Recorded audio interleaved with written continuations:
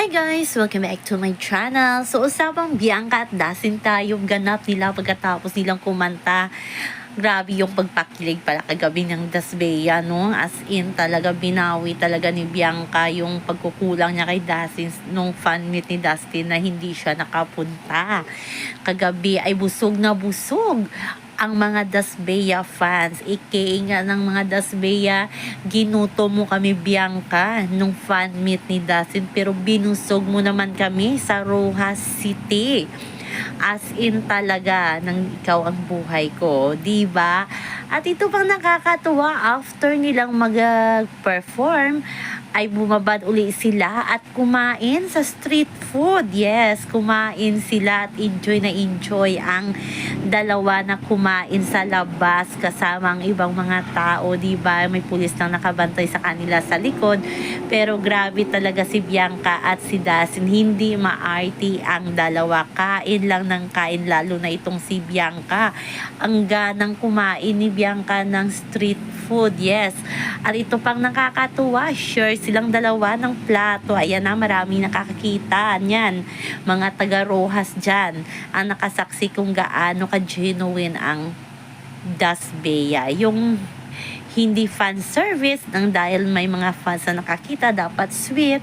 Natural lang talaga sa dalawa ang pagiging sweet. Mula pa nung sa loob ng bahay ni Kuya, so hindi na tayo nagulat kung sweet pa din sila paglabas. Magugulat tayo pag hindi na sila sweet or parang feeling hindi magkakilala paglabas ng bahay, di ba?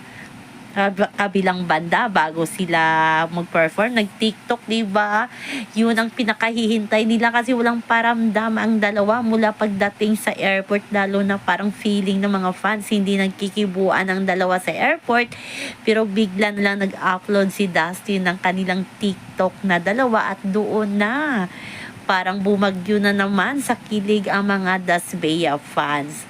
Yun pala, simula lang yun ang pakilig ni Bianca at ni Dustin sa kanila. Lalo ng mga taga Rojas, kahit sa live na nanonood ako, grabe talaga.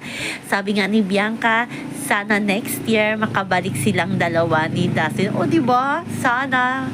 As in, sana tumagal. Kasi sa mga relasyon ni Bianca, hindi daw nagtatagal. Pero sana kay Dustin ay tumagal siya. Pag-aabot ng 1 year yan si Dustin kay Bianca, sigurado na yan siya ang mahal ni Bianca. So yun lang po guys ang ating update. So ito pala, si Dustin ay na-cancel yung flight nila ni Will at River sa Virac kasi naunang umuwi si Dustin from Rojas to Manila. Maaga pa si Dustin na umuwi at naiwan si Bianca, pero nakauwi na din ngayon si Bianca. May mga dalang alimango pa nga at sugpo si Bianca. So yan lang po guys.